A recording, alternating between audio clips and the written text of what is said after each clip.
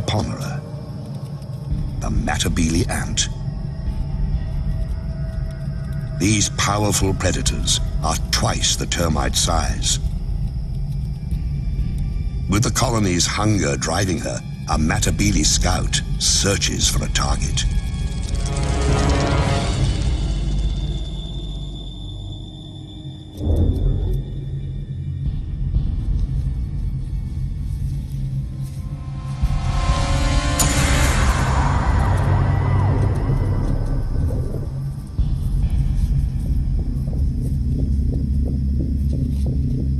The termites know that shadow and what it means.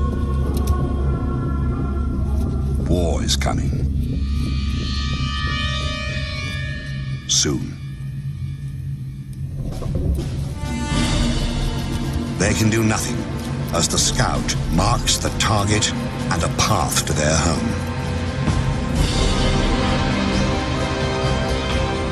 The scout returns to the main force to recruit a raiding party from among her sisters at an abandoned termite mound the Matabele have commandeered.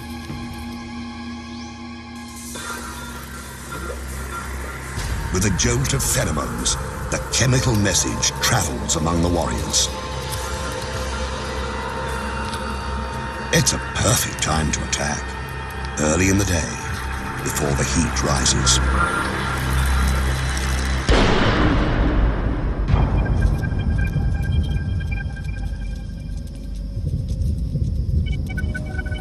Matabele move out with the ominous, deliberate pace of a Roman legion.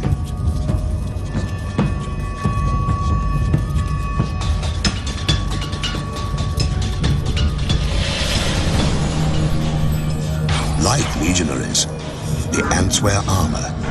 Their exoskeletons can withstand all but the harshest blows. They sting with highly toxic venom. But their heaviest weapon is their jaws, able to rip opponents to shreds.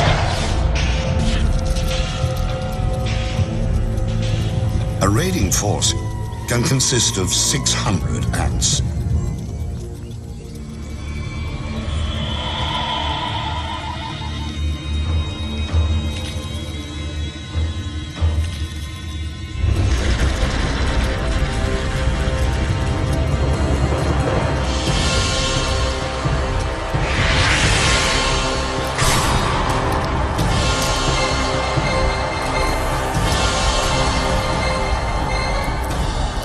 The first wave breaks the battlements, ripping open mud galleries, probing for cracks in the wood.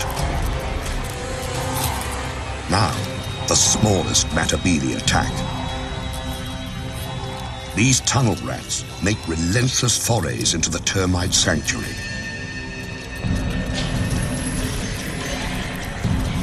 Heavier troops, some more than 2.5 centimeters long, line up for the grisly harvest. It's the devil's buffet. All you can kill, all you can carry.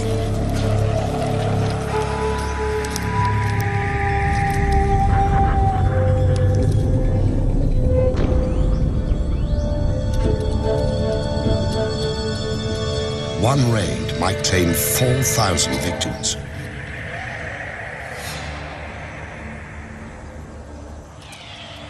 When the Matabele have all the dead termites they can manage, they head home. In a single day, a Matabele colony might send out 3 or 4 such forces.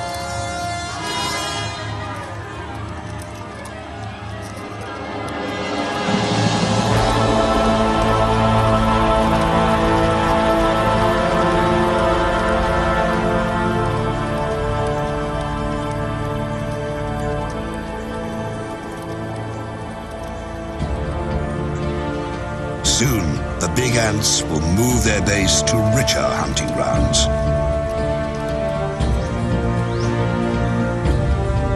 But today, their young will feast like kings, fattened on the spoils of war.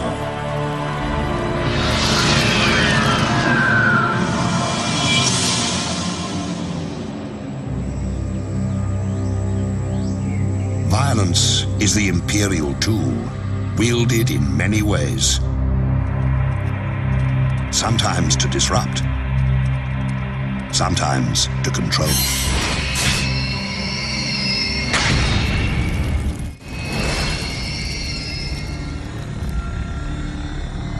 A queen can seize power with the victory of each individual soldier, or by overwhelming force. Some empires grow so large, they send everything fleeing before them.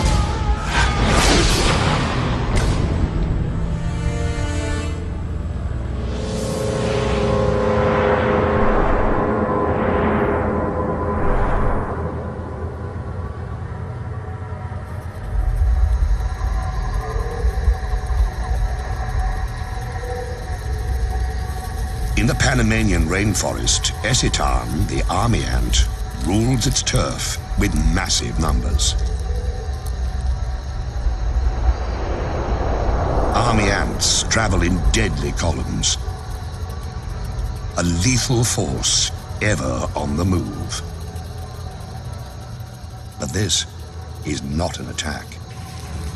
These ants, 500,000 to 700,000 of them, have been marching all night, their young in tow. Theirs is a nomadic existence, embodied in their bivouac. Army ants are their own fortress, a living, breathing domain that travels on countless legs. And those legs are strong. One Esitan hanging by its claws can support another 100 ants. For a man to match that feat, he'd have to hold up 3 armored vehicles.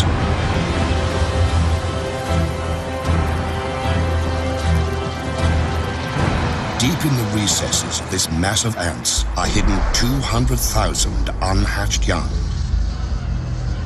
And the Esitan queen. She lays eggs by the million, keeping the colony alive and forcing it to find sustenance.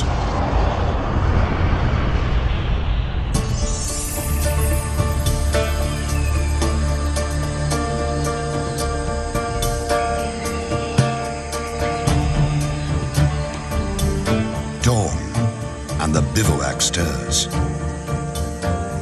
After a night of stillness, the colony must feed. The meter-long mass of legs and feelers rouses itself into action.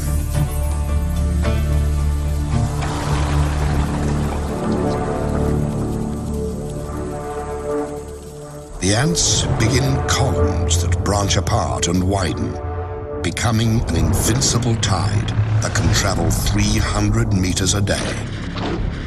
It's called a swarm raid, and it consists of several 100,000 ants.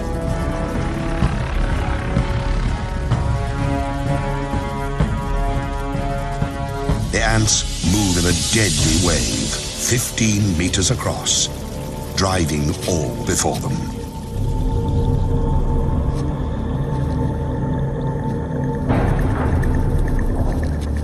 Those who fail to flee are doomed.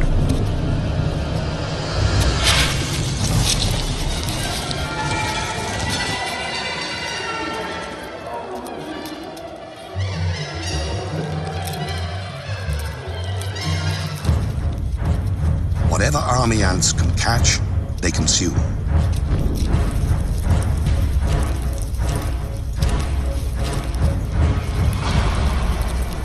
The attackers shred their prey so they can carry it back to feed the young.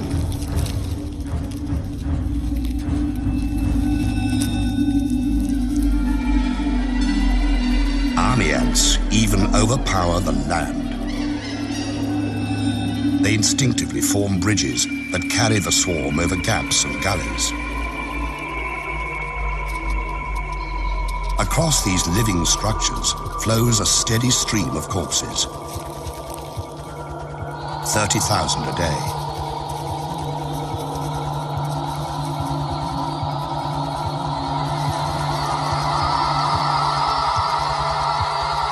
But army ants have enemies.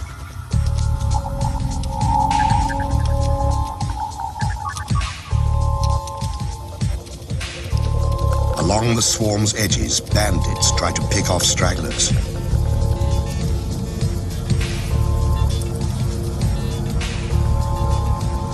Paratrachina, or crazy ants, are the anarchists of the forest. Small, but highly organized, they are willing to do anything to grab a meal. Infiltrate, attack, abscond, whatever it takes.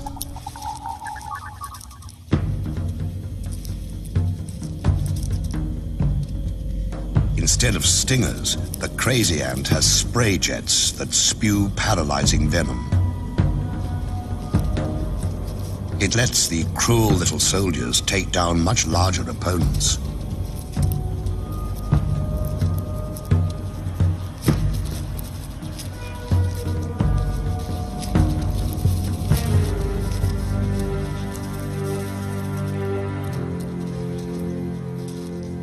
Army ants fear their crazy cousins for the chaos they unleash. The bigger insects have to fight for their lives against the anarchist throngs.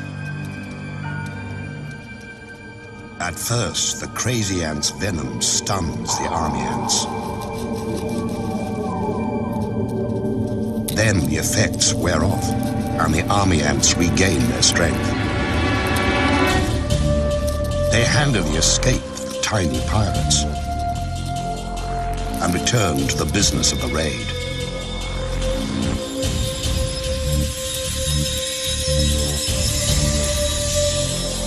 In a week, an army ant colony kills and eats 250,000 creatures.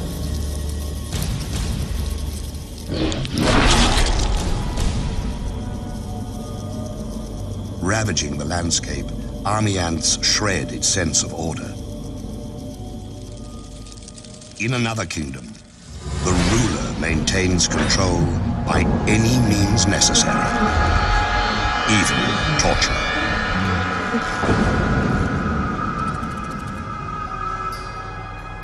The Empress can afford to be gracious. She has enforcers to do her dirty work. Relentless surveillance and oppression of any who deviate from the rules. In the kingdom of Mellifera, order is the order of the day.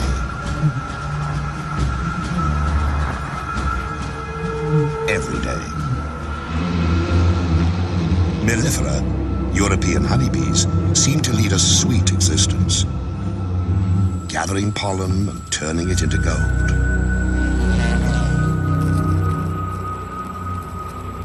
But beneath this bright image lies a dark reality.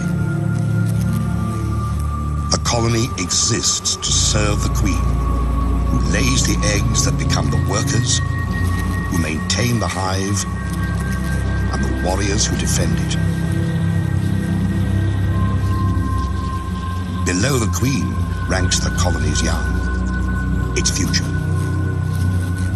She who must be served and those who must survive dominate the hive's existence. But if something didn't keep the hive's inhabitants in line, bee society would fall apart. Every female has it in her to lay eggs, to be a queen.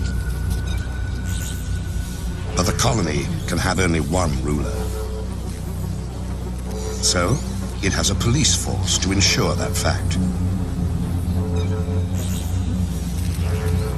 Enforcer bees patrol constantly, checking the cells, tracing the lineage of suspect eggs, making sure the guard bees stay on their fuzzy toes.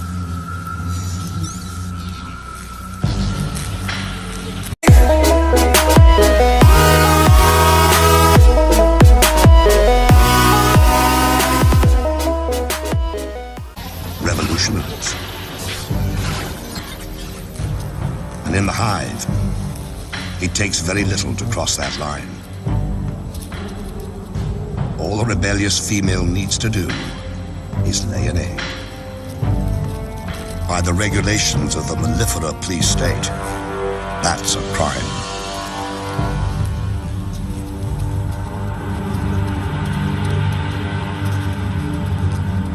One bee is breaking the law. She deposits an egg in what she hopes is safety. If they thought they could get away with it, half the bees here would do the same. And the hive would fall into disarray. That's why police bees make their rounds, searching for evidence of insurrection.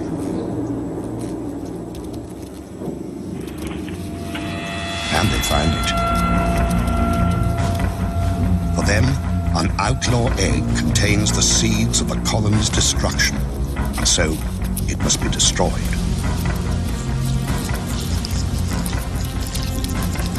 And to drive the lesson home, they brutalize the offender, keeping the hive safe and the queen's position secure.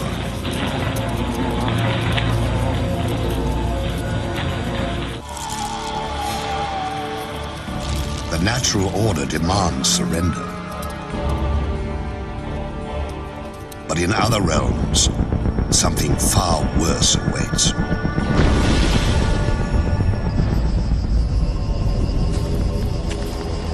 In the imperial domain, it is not enough to rule.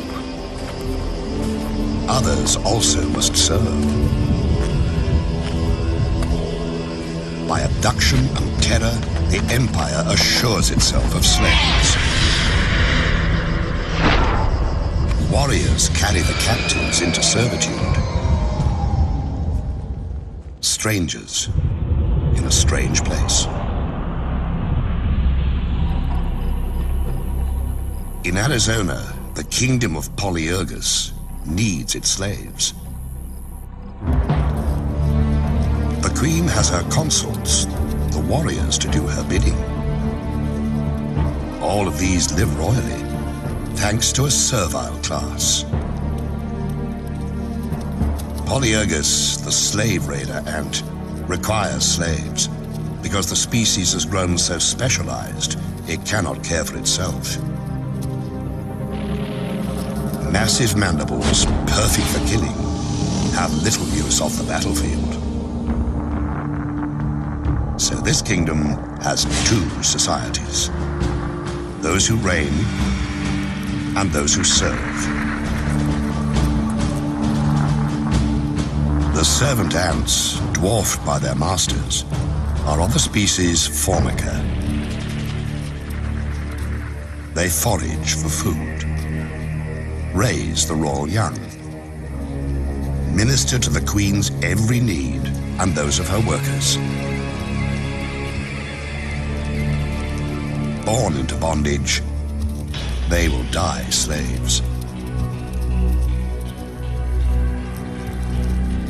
But this kingdom has woes. Its Formica slaves are dying of old age. It's time for the slave-raiding Polyergus to do what they do best: kill and plunder.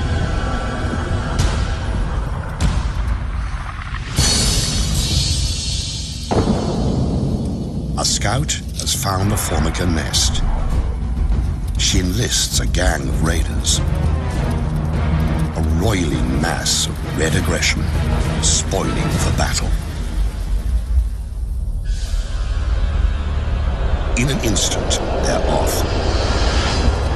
1,500 to 2,000 ants flowing across the terrain with a single purpose: seize slaves.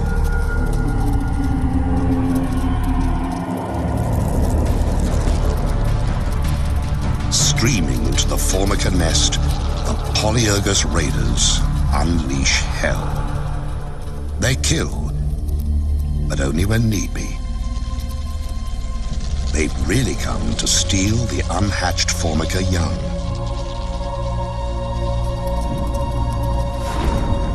In a chilling display of single-minded oppression, Polyergus raiders blow past the startled Formica to grab as many pupae as they can. It's not unusual for raiders to carry off 500 to 800 new slaves, decimating a colony.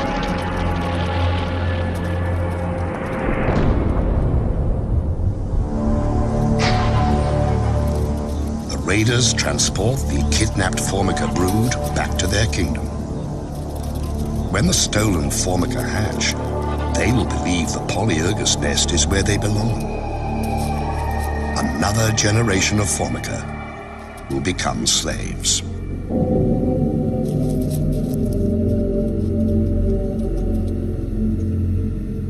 At the wrecked Formica nest, the queen roams amid the ruins, her offspring abducted and enslaved. She has been spared, but in other realms, innocents suffer unspeakable horrors.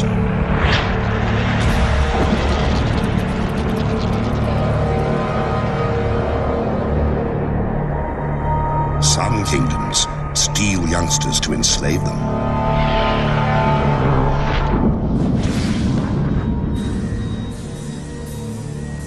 Others take no prisoners, slaughtering the defenseless to feed their own young. Winged horror has a name.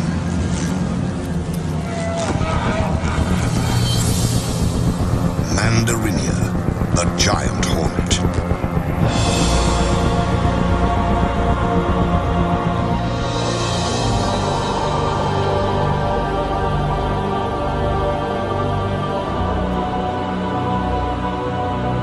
Their reach extends across Japan.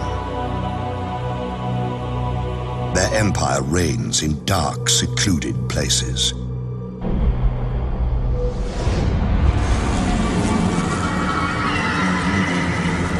These hornets are at the peak of their powers. Their queen is vigorous. Her workers are strong. Her fighters are many. Her brood chambers are full to bursting. Everywhere, mouths to feed.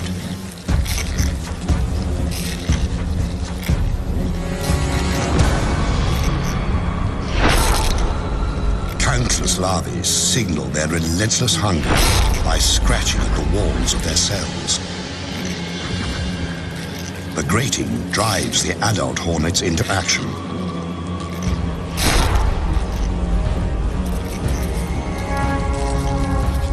They have to feed the babies. And hornet babies live on flesh, ground into meatballs, and delivered by their caregivers. The larvae must feed constantly. So a single scout takes wing, ranging far afield to find fresh meat.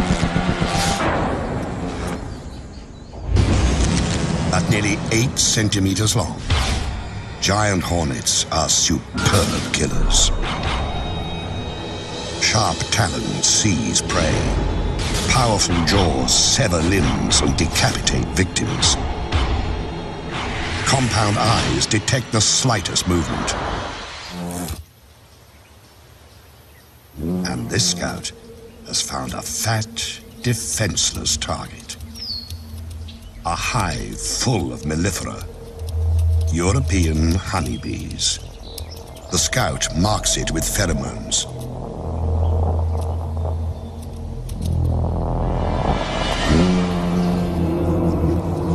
These bees aren't native to Japan. They arrived during the last century, imported because they produce more honey and are less combative.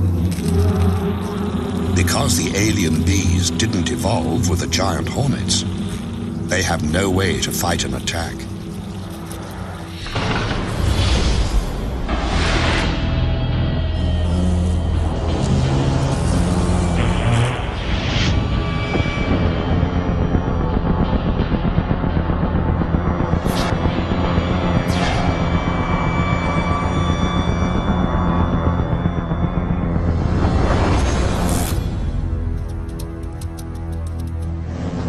bees know to do is mass at the hive entrance. There, they prepare to fight to the death.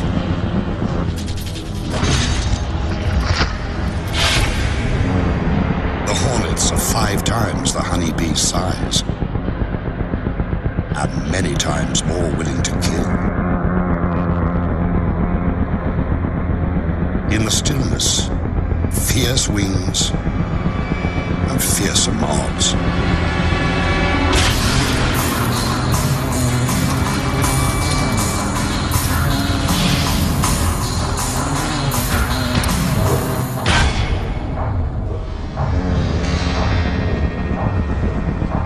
Valor has no place here, and yet the brave bees will not surrender or flee. They will kill a hornet or 2, but what is one dead hornet when so many live? Reveling as they do in the deaths of bees by the thousand.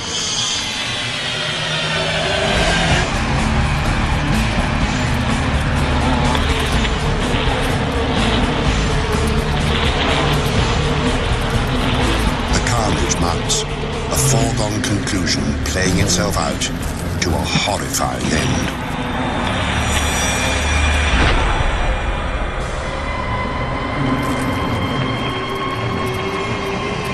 In only hours, 20 or 30 hornets can wipe out a hive of 30,000 bees.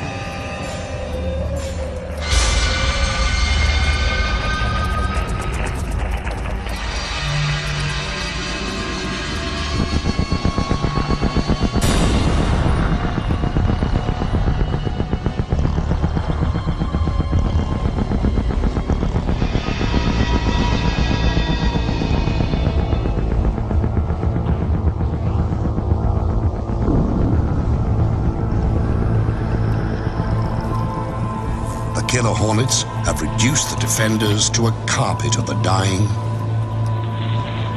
and the dead.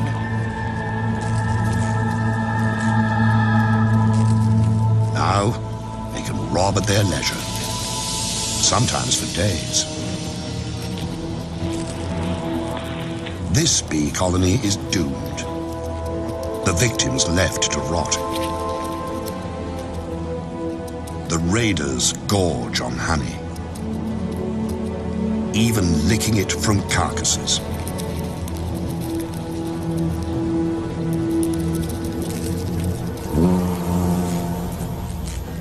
The unborn bees will be chewed into protein paste and fed to the hornet young.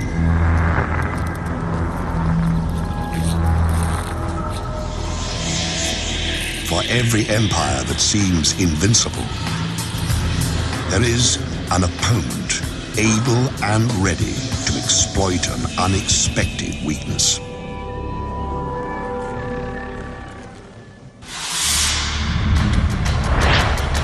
Empires attack, but they also must defend themselves. No matter how strong the fortress, the best defense is knowing your enemy.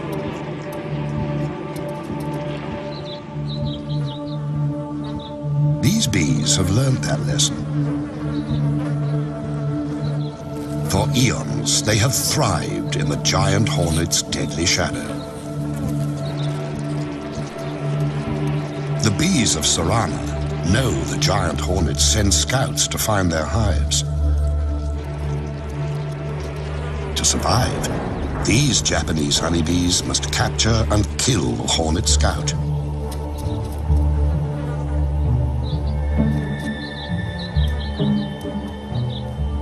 And to do that, they have a secret weapon.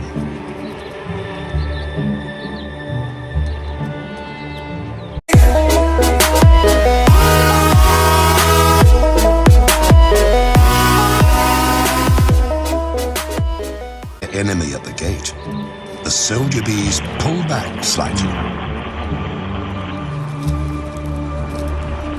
Their waggling signals a sneak attack. They're enticing the hornet to enter their hive. When she takes a few sacrificial targets, the bees attack. In a horde, the defenders rush the Hornet Scout, enveloping her in a wave of bee bodies. But they don't sting. Instead, the bees crowd belly to belly against the invading beast. Vibrating their abdomens, they create a ball of heat that clasps the hornet at its livid core. It's a battle with narrow margins. The bees can stand temperatures up to 50 degrees. The hornet can only survive to 46. The temperature of the core, 47 degrees. For 20 minutes, the squirming orb presses onto its prey. Bees die. Others step up. If the scout escapes, all is lost.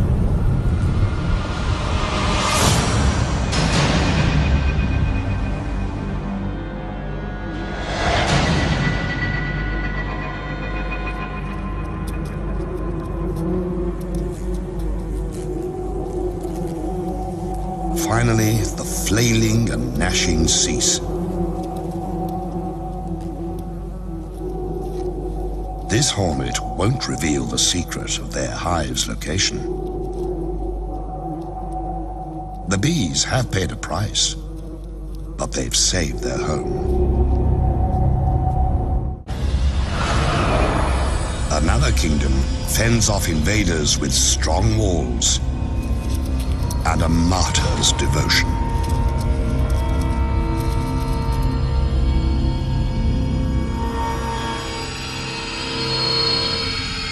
In the land of Macrotermes, jousting for territory and resources never relents.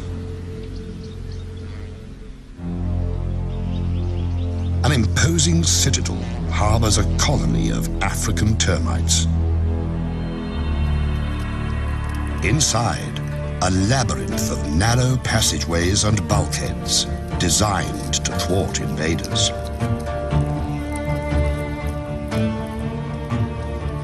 The termites are watchful, lest their citadel fall. But kingdoms' fates often are decided at their borders. A remote outpost can be all that stands between survival and the empire's collapse.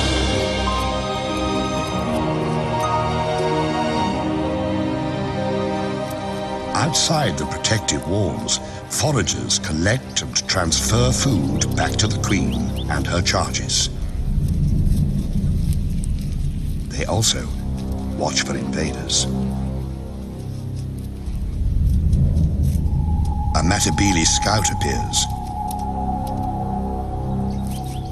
With their heads, termites send a subterranean alarm that ripples through the outpost.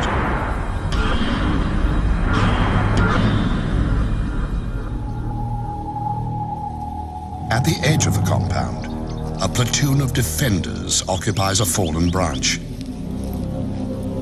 These soldier termites are strong and agile, prepared to give the last full measure. Few of their kind grow this large and strong. Their jaws can cut through human flesh. The encounter begins by ones and by twos.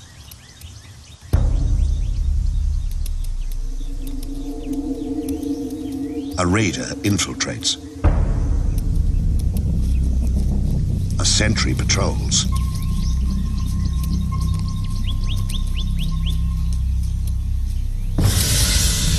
One death, and the battle is joined.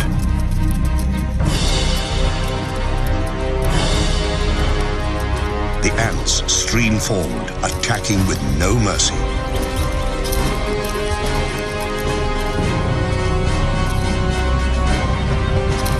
Using their mandibles, The termites attempt a defense. It's no use.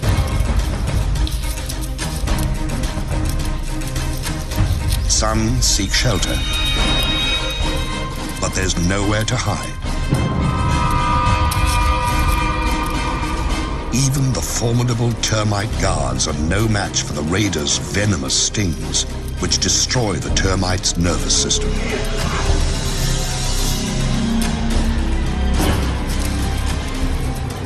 It's more feast than fight, as ants sting and slash the defenders to pieces. But the warriors who fall here do not die in vain. They stand against the Matabele tide, while their comrades in the galleries organize a last-ditch defense.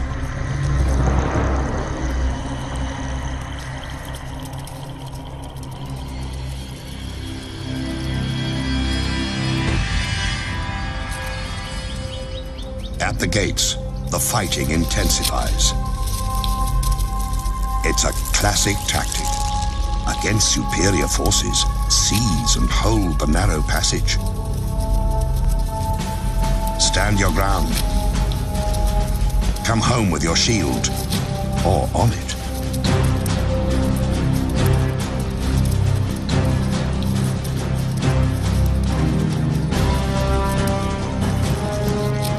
The termite soldiers never relent. Sacrificing themselves, they buy precious time for defenders to seal off the embattled bunker.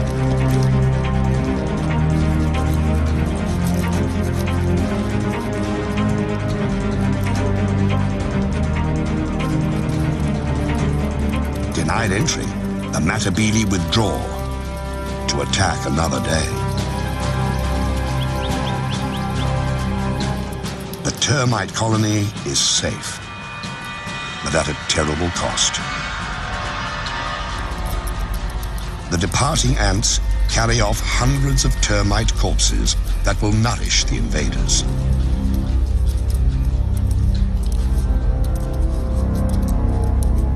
Clever strategies can prevail. So can impenetrable defenses. But there's no way to prevent an attack from within. A kingdom's fate can turn in the blink of a treacherous eye.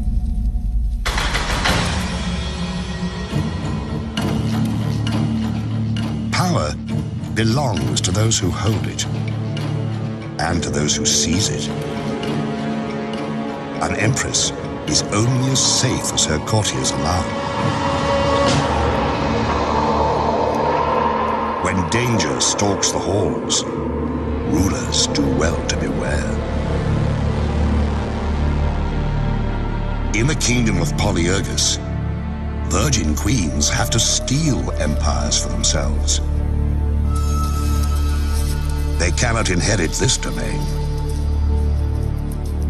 The reigning queen will tolerate no rival. So, a would-be monarch must infiltrate a Formican nest, murder its queen, and steal her identity. To start their quest, young queens join a slave raid.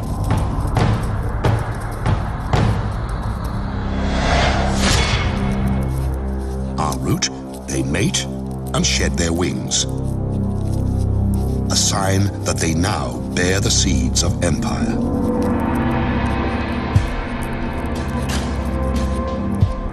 One queen has picked her target.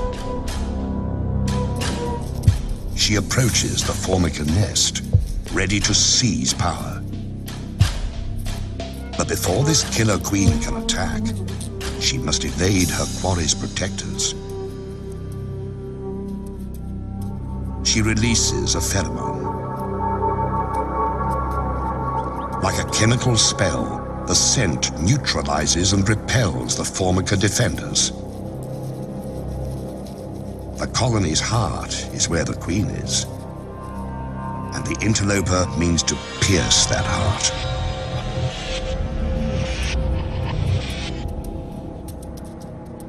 She's fixed on her mission. Assassinate the Queen and take her place. The Pretender's sickle-shaped mandibles have one brutal purpose. When she confronts her rival, there's no hesitation. She savages her prey. Not to eat her, but to steal her identity.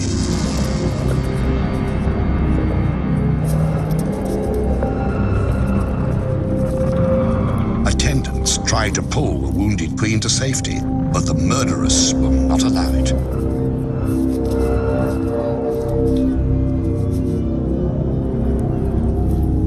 She laps up her victim's blood and rolls in her spilled fluids, thoroughly absorbing the monarch's essence.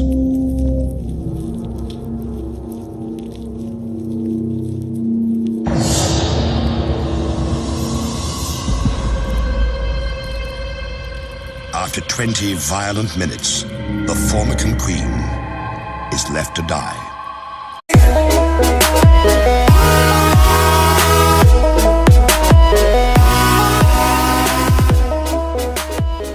They sting with highly toxic venom, but their heaviest weapon is their jaws, able to rip opponents to shreds. A raiding force can consist of 600 ants.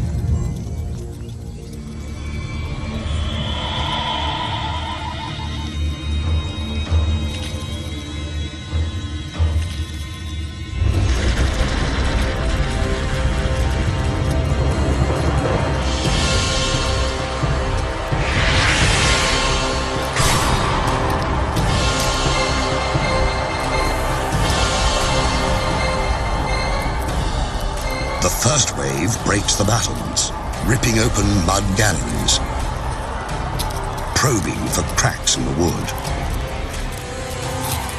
Now, the smallest Matabele attack. These tunnel rats make relentless forays into the termite sanctuary.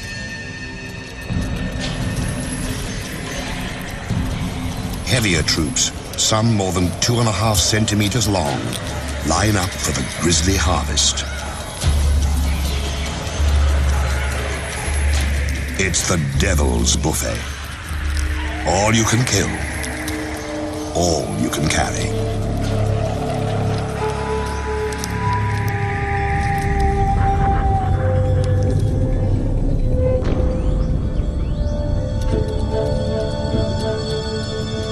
One raid might claim 4,000 victims.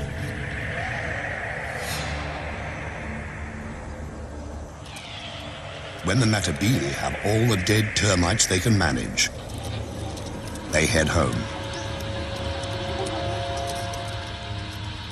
In a single day, a Matabele colony might send out 3 or 4 such forces.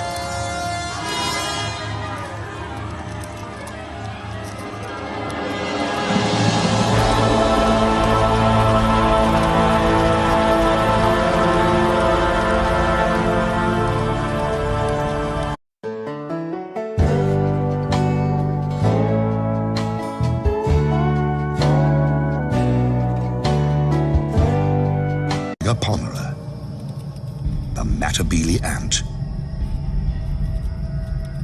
These powerful predators are twice the termite size. With the colony's hunger driving her, a Matabele scout searches for a target.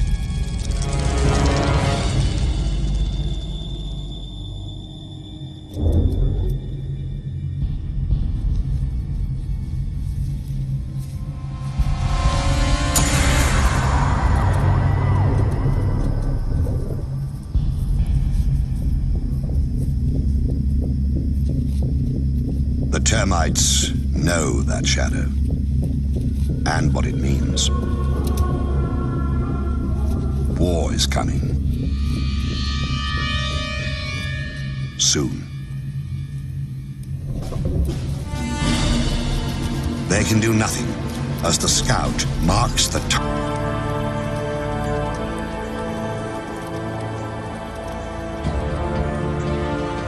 Soon, the big ants will move their base to richer hunting grounds.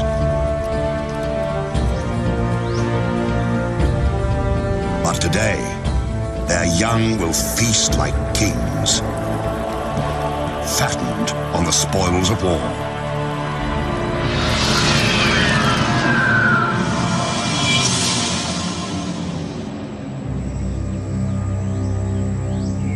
Violence is the imperial tool, wielded in many ways.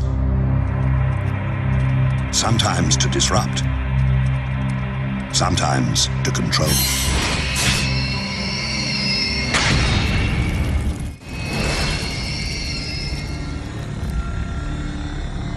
A queen can seize power with the victory of each individual soldier, or by overwhelming force. Some empires grow so large, target and a path to their home.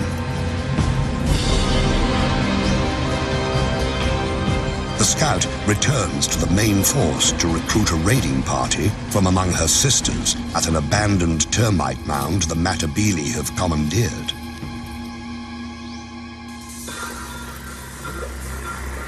With a jolt of pheromones, the chemical message travels among the warriors.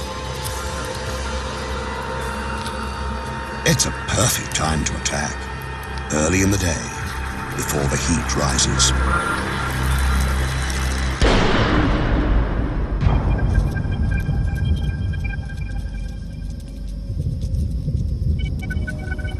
Matabele move out with the ominous, deliberate pace of a Roman legion.